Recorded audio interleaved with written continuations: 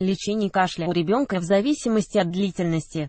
Кашель – симптом множества заболеваний вирусной, бактериальной, аллергической природы, нарушений работы сердца, легких, желудочно-кишечного тракта. Поэтому и лечение должно быть направлено на устранение причины, вызывающей такой симптом на конкретную болезнь в каждом отдельном случае. Чаще всего это банальная простуда, вирусная инфекция, но вопреки всем усилиям родителей, направленным на лечение улучшения состояния ребенка не наблюдается и у ребенка долго не проходит кашель.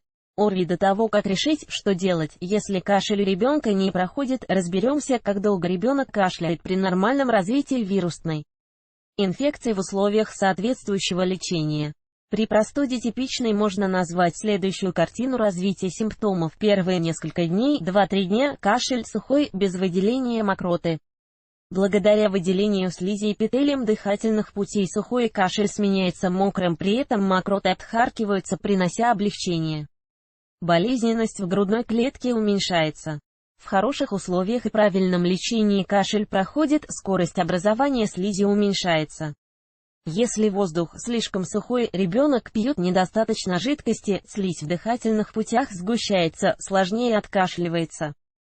В таких условиях высока вероятность появления осложнений, например, присоединения бактериальной инфекции к вирусной, так как накапливающейся мокрота становится средой размножения микроорганизмов. Таким образом, излечение происходит в течение пары недель. Если кашель у ребенка не проходит неделю, это еще не повод для волнения, возможно, ребенок еще на пути к выздоровлению. Продолжайте лечение, следите за состоянием ребенка. Помимо лекарственных средств обеспечьте обильное питье, свежий воздух, достаточную влажность в комнате, отсутствие пыли, сигаретного дыма. Если это состояние затянулось и в течение 3-4 недель состояние только ухудшается, можно заподозрить у ребенка затяжной кашель тот, который не проходит месяц. Хроническим называют кашель, который длится больше 3 месяцев, имеет периоды обострения и улучшения состояния. У детей он встречается намного реже затяжного. Причины затяжного кашля: затянувшееся ожидание выздоровления на протяжении длительного периода может быть результатом неправильного лечения. Иногда люди не завершают курс лечения, бросая прием медикаментов при первом облегчении симптомов. Чаще всего это касается антибиотиков. Нужно помнить, что побочные эффекты антибиотиков и других медикаментов гораздо безопаснее, чем осложнения инфекционных заболеваний. Причины затяжного сухого кашля. Долго не проходит сухой кашель у ребенка по таким причинам. Инфекционные заболевания, такие как фарингит, бронхит, коклюшем. Могут болеть даже привитые дети, если с момента прививки прошло более 5 лет, но в более легкой форме, ранней стадии развития туберкулеза. При этом характерна также потеря веса, потливость, муковисцидоз, легкая форма, респираторная форма, однако это редкое наследственное заболевание, воспаление опухолей в грудной клетке, на диафрагме, неблагоприятный микроклимат, слишком сухой воздух, духота в комнате, пыль, в случае, если слизистая дыхательных путей очень чувствительна. Причины влажного затяжного кашля. Если при откашливании наблюдаются мокроты, а лечение не дает никакого эффекта, причины болезненного состояния могут быть как инфекционными, так и неинфекционными. После перенесения острого бронхита отхаркивание может наблюдаться еще в течение 1-2 недель, однако это не повод для беспокойства. Таким образом, дыхательные пути очищаются от большого количества накопившейся за период болезни слизи.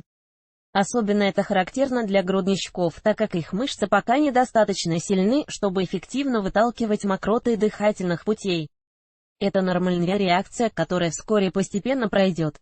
Однако длительность кашля даже с учетом этого фактора не должна превышать месяц. Синусит, гайморит может быть причиной кашля, проявляющегося как мокрый, однако дыхательные пути при этом не воспалены.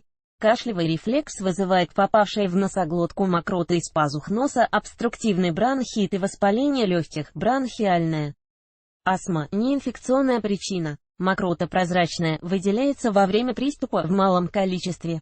Астматический кашель легко отличить, он шумный, со свистом и хрипом, тяжелым выдохом, а главное, наступает в виде приступа и только в присутствии раздражителя, аллергенной природы, либо неаллергенной, резкого запаха, дыма, стресса или физической нагрузки.